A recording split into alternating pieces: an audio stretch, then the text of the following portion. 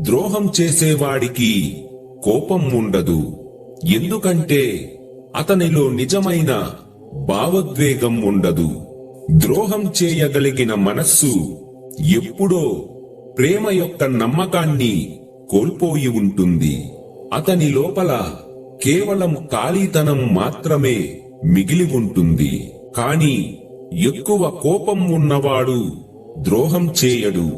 ఎందుకంటే కోపం అనేది మనసులో ఉన్న నిజాయితీకి ప్రతిబింబం.